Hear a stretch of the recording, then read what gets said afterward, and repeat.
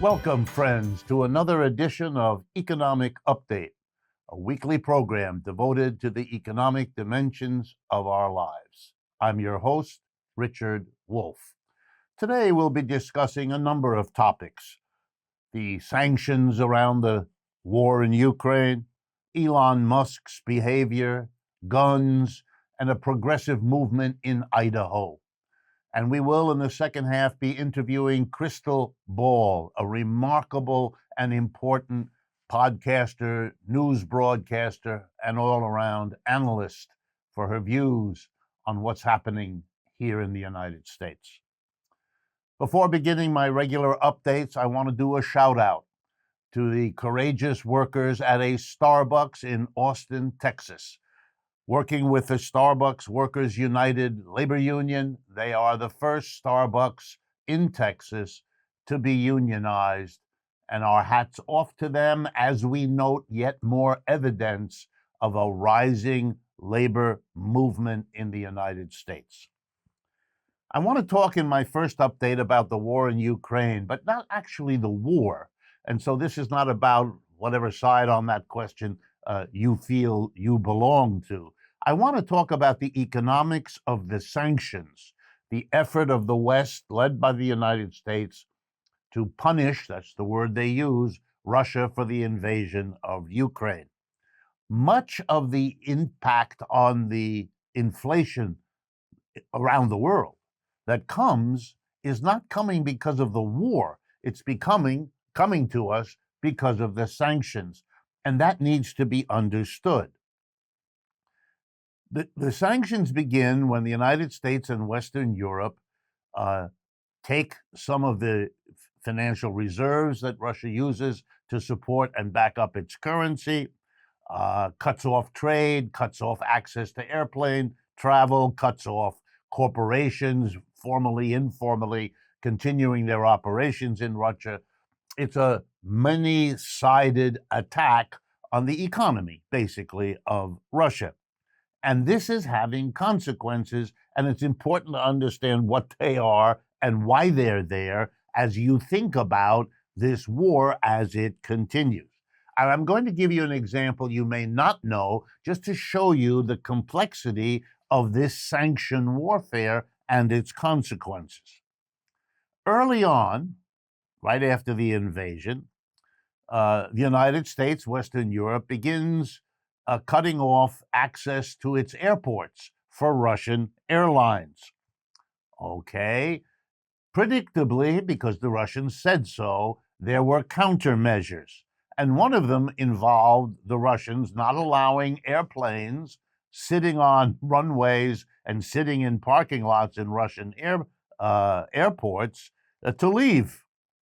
Well, those are airlines that the Western companies who own those airlines or who lease them have come to depend on. Those planes have to move if they're going to be used around the world. They can't move. The Russians won't let them. It's a counter sanction. Well, what happens then, just so you get it, is that the airline companies, being damaged by these programs of sanctions on all manner of levels, turn to their insurance companies and say, hey, we pay you an insurance policy to help us, to compensate us for our losses if anything happens to interfere in air traffic. Now there's a big struggle going on between the airlines and the insurers. But the insurers know that sooner or later they're going to have to fork up huge amounts of money because of all the air traffic that isn't happening and causing vast losses to the airlines. That means insurance companies are going to be out of money. And guess what they are? Highly concentrated industry. And if they're losing money in one area, they're raising it in another. That is, rates everywhere are going up, which means every other business that insures itself, which is most businesses, are going to pay higher rates. And you know how they cover themselves when that happens? They raise the prices of what they charge, which is why we have an inflation. It's the sanctions, not the warfare, that is the problem here. And I could go on and talk about how the airline companies and the insurers talk about supply chain disruptions. That's a vague, abstract term. The reality are the consequences of the sanction game. And that's what we need to understand. And here's one more. When a sanction is imposed, it means you can't do normal business. That's the whole point of the sanction. So normal business is what every business organizes to have the best profit possible.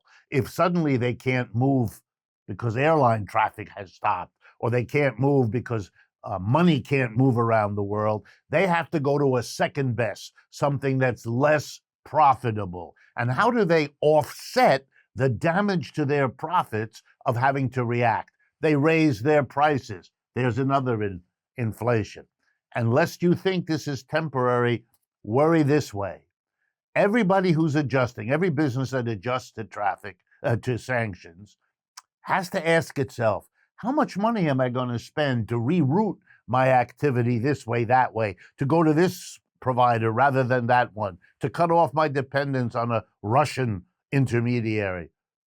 I don't want to spend a lot of money to adjust. Why? Because I don't know how long these sanctions are going to last. And I don't want to spend a ton of money and discover 3 weeks later that it was for nothing. And I'm going back to what we did before. So the very uncertainty of a war means the sanction regime is unknowable, and businesses are hesitating to spend the money to fix it. And therefore, the price increase becomes the more attractive way to try to keep your profits. That's what's going on. The sanctions, not the war. My next update is about Elon Musk, and I'm getting tired because he's showing up on this program too often. But I have to tell you about this one. Back on June 1st, Mr. Elon Musk used Twitter to inform, apparently, all workers, and let's be clear, Tesla, the company of Elon Musk, employs about 100,000 workers. So we're talking about a large group of people. He informed them that unless they come back to work, they're probably going to lose their job. He doesn't want remote work. See, he doesn't worry about diseases or anxiety about disease. He brushes all that aside. You're coming back to work or you're going to risk losing your job. Nice. On June 2nd, he announces, while this first thing is ramming itself through the consciousness of his workers, he announces he's going to lay off 10% of them anyway. 10% of 100,000, that's 10,000 families are now shivering because they're going to get fired. Their breadwinners are going to get fired, he said. Then on June 3rd, he kind of walks it back, but says he does have a terrible bad feeling about the economy, so he's going to do something. I want to hammer home. Mr. Musk is an individual. I'm glad he's having feelings and telling us about them. But he is exercising absolute power over tens of thousands of people. With what justification? The employees of his company, 100,000, have no say whatsoever in what Mr. Musk does. He is a king inside his business, as CEOs often are. His only responsibility is to the shareholders and the board of directors who are interested in one thing, profit. But of course, one thing isn't all that a business does. It employs 100,000 people, and therefore their families depend on this. And the communities where those 100,000 live depend on the dry cleaners and the gas stations who keep alive because those 100,000 are there. Mr. Musk is an absolute dictator to these people. They have no recourse, no democracy whatsoever. The CEO is the modern incarnation of the king. And we ought to think about that, because long ago, we got rid of kings. We got rid of the monarchy system that anoints a particular person with an absurd amount of power, which was felt to be intolerable in our community. Well, guess what? Mr. Musk illustrates that it's just as intolerable when it's at the workplace, and we ought to think about that. By the way, in Germany, the IG Metall union is not sitting down and taking any of this. They've announced that they've worked out deals where workers can be remote at VW, at Mercedes, at BMW. They're not going to let Mr. Tesla do anything different with his factories there in Berlin. And I'm, of course, waiting for the AFL-CIO to make an equivalent commitment. In Idaho, something remarkable is happening. A mass program of citizens, not working with either political party, collecting signatures. They've already collected over 100,000, which is a huge percentage of a low population state. They only needed 65,000 to get on the ballot. And here's what they want everyone to be able to vote for. They want to tax, get ready now, tax rich people and corporations in order to better fund public education for the people of Idaho. Wow. And they're doing it really well. They've made the case. Reminds me of the Yellow Vest movement in France, but here it is in Idaho. There is a danger that the political parties will push back to undo a victory for this initiative if they can get it, which they look like they're about to. They're worried that a big political party will then undo in the legislature what the people voted for in the referendum and the initiative. And they're right to worry, because that's what the Republican Party in Arizona did with a similar initiative that passed in Arizona and was then killed by the Republicans in the legislature. And there's a lesson here I want no one to miss. Mass action at the base of society is very powerful. Hats off to the progressives of Idaho for the success, for the initiative, for the work that they've done. It's a wonderful model for the rest of us. But I would urge not to think of this as an alternative to party politics. Otherwise, you'll be undone by the political party. No, what we need is an alliance, a coalition between grassroots movements like that in Idaho and a political party. If the Republicans and Democrats won't be part of it, which I'm assuming they won't, since they never show the slightest interest in doing that, then let's have our own party. But we need the political party working together with grassroots, each keeping the other one honest, each fueling the other one to act in the right way.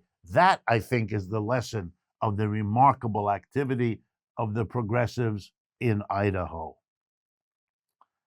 Last thing, a remarkable report from the Department of Justice. It asked the question, what would it take to deal with the gun violence in our schools? Their solution, after years of study, if we had, and here's their proposal, 500,000 mental health workers working in every school, figuring out who's getting bullied, who's doing the bullying, who's in need of mental health help, who needs some counseling to get through a rough family situation, a hard point in life. School children be the perfect place. And we could have 500,000 professionals paid 70 grand a year, and you know what it would cost? $35 billion, way less than we're sending to Ukraine or to pay for Ukraine. And which of these two things is a greater danger to the United States? We've come to the end of the first half of today's show. For those of you who may not know, Economic Update is produced by Democracy at Work, a small donor-funded nonprofit media organization now celebrating 10 years of producing this kind of material on a regular basis. For example, we have the book, The Sickness is the System, When Capitalism Fails to Save Us from Pandemics or Itself. It's a book that you can get by getting in touch with our website, democracyatwork.info. There you can also follow us on social media, join our mailing list, and of course, support our work in a variety of ways that makes all this possible. Please stay with us. We'll be right back with Krystal Ball.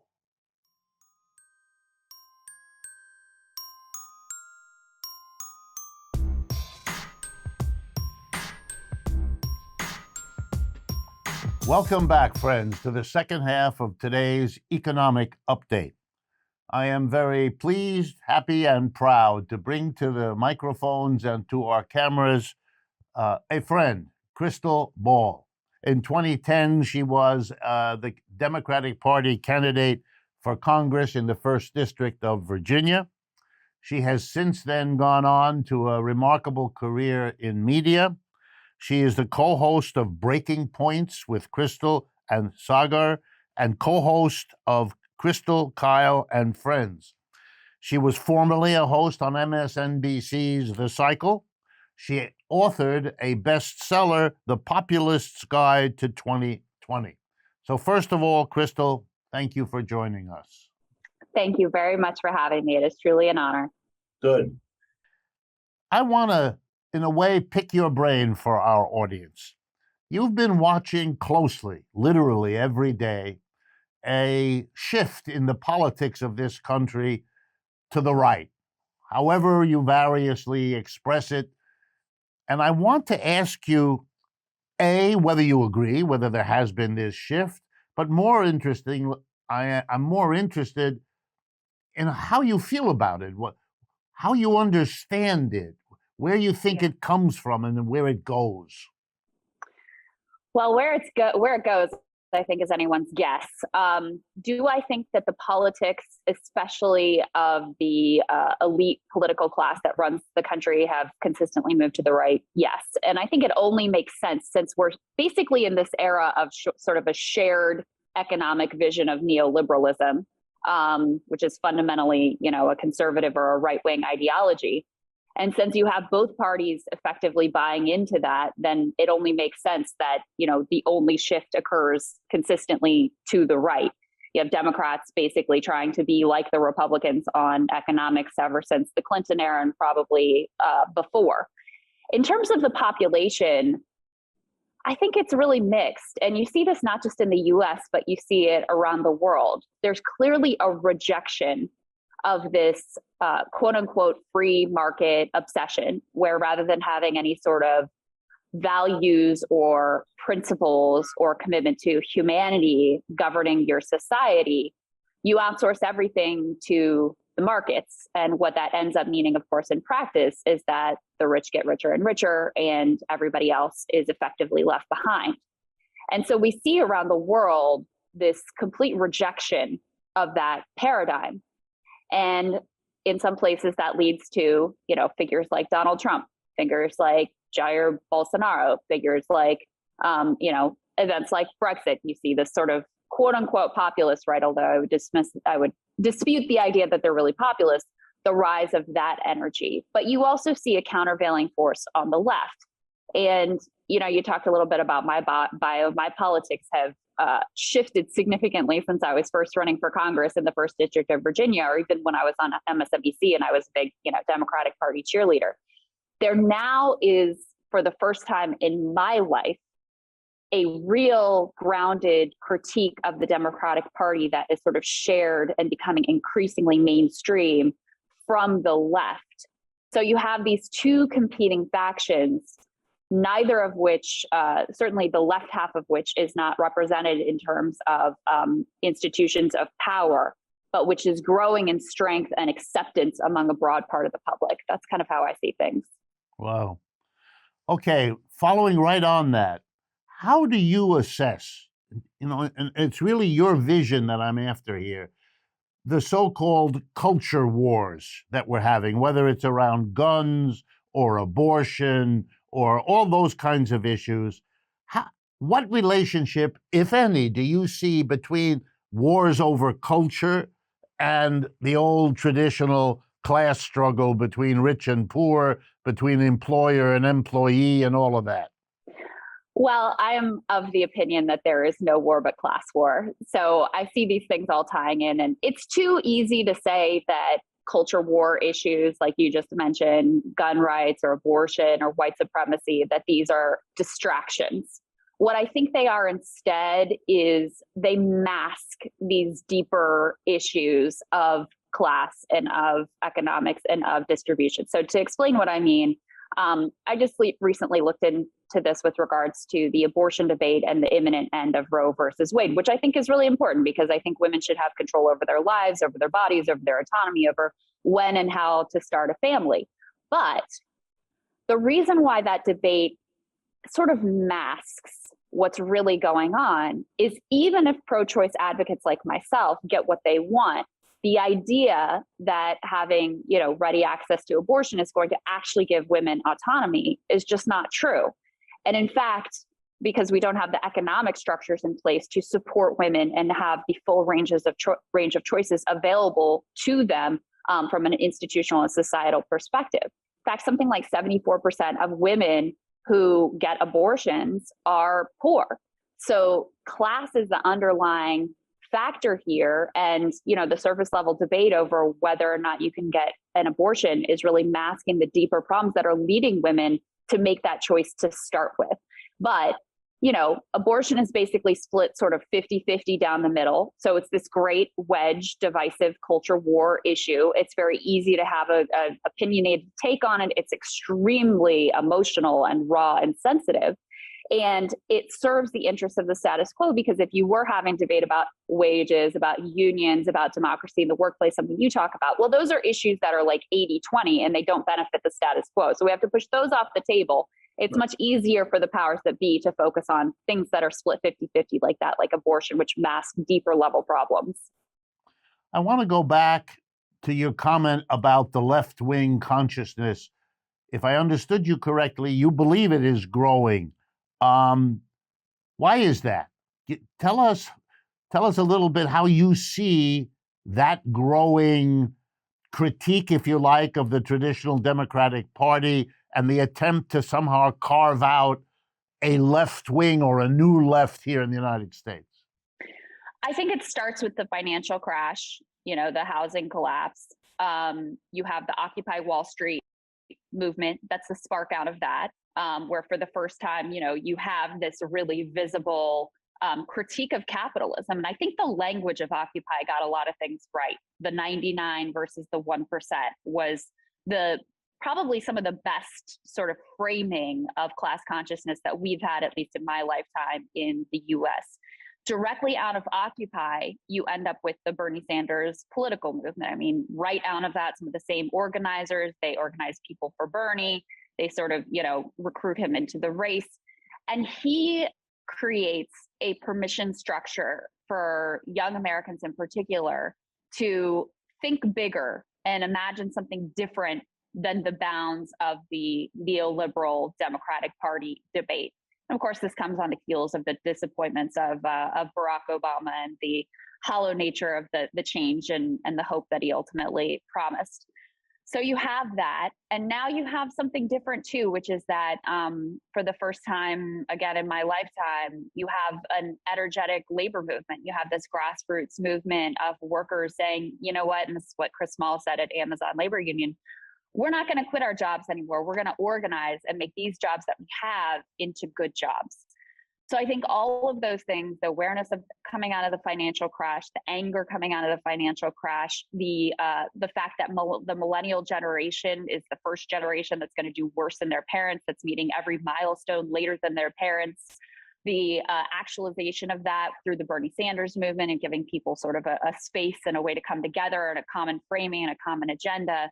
I think that has led to, a massively increased left awareness and class awareness.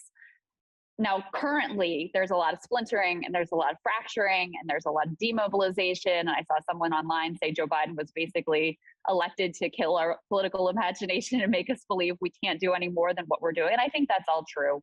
But, that broader awakening isn't something that you can just put back in the bottle and stuff under the bed. Do you think we've gone beyond the taboo? I'm older than you. I lived my life here in the United States through the whole Cold War, everything. The taboo that you can't speak critically of capitalism, you can't say capitalism most of the time. If you do, you have to bow down and celebrate it. You can't attack it. You can't talk about its weaknesses. Are we out of that box? Have we grown up enough to be able to talk about it? Or are we still stuck in that frozen period? I think it is very generational, isn't it? So I think young Americans are very comfortable talking about critiquing capitalism. I'm 40 years old. I'm basically like the oldest millennial that you can be. And I basically feel like people my age and younger, we didn't grow up with that same Cold War sensibility. So that wasn't as much a part of our cultural upbringing. And we've also, my age cohort, we were coming of age during the housing crash. All the promises of, oh, you just work hard and you go to college and you rack up all this debt, but it's going to be fine. It's going to be worth it on the other side. We see the way that was a lie, and that our futures were basically sold out by, politicians before us. So I think among people my age and younger, there's a lot of comfort with it. Older generations, it's funny because they'll walk right up to the edge. They'll talk about, corporate greed and the corruption. And those are all things that are safe to say. But to go that extra step further and say, the problem is capitalism, then it's, this is scary. Yeah. This is social. What are you talking about? Yeah. So I think the sentiment and the awareness that something is deeply broken and rotten and hollow at the core of our society is there. But among older generations, I think there's still a lot of discomfort of naming the problem as capitalism itself. Right. All right, I'm going to ask you the stupid question that people like me ask thoughtful folks like you. But I'm going to do it anyway, partly because you're in a better position. Your speculation is based on a lot more of the filtering of the news. What is it that you imagine is going to happen in November of this year when we have the next election? Weird ritual that is, but how does it look to you sitting where you're sitting now? I don't think it's complicated. I think Democrats are in for electoral disaster. And, you could go into all kinds of details about the baby formula crisis and the war in Ukraine and all these things that are happening. But all you really have to look at is 70% of Americans say that we're on the wrong track. Biden's approval rating is very low. Parties in power typically do very poorly in the midterms to start with. So when you look at all those things together, Democrats are in very, very tough shape. I mean, I don't think there's any way they hold on to the House. I think it would take a miracle for them to hold on to the Senate. The only thing that maybe the Republicans throw them a lifeline with is because they have nominated some people that are just so insane and so extreme and so radical that, voters say, just can't go. We can't go there with you.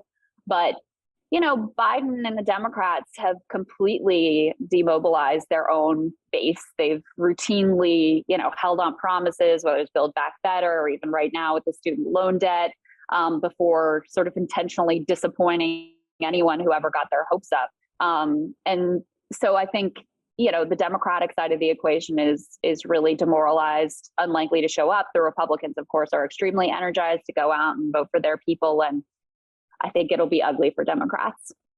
And why didn't the Democratic Party, just for its own survival, do better than this, controlling both houses and the president? You would have thought the narrowest self-interest might have gotten them to do it. Well, that assumes that their number one priority is winning. And while winning is a priority, the number one priority is, making sure that their particular sort of, establishment, neoliberal, corporate-tied band of bandits and crooks, their particular cartel keeps control of the Democratic Party and protects their own legacy. And at this point, their legacy is, the same as Barack Obama, basically saying, like, we can't do any better than what we're doing right now. That's their number one priority and interest, making sure that their corporate donors are happy and that, they're sort of protecting their own power within the Democratic Party. Krystal Ball, thank you very, very much. As always, I wish we had more time, but I really appreciate your coming on and giving us the benefit of how all this looks to you. It is truly my pleasure. Thank you. And to all of my audience, again, I hope you found this as interesting as I did, and I look forward to speaking with you again next week.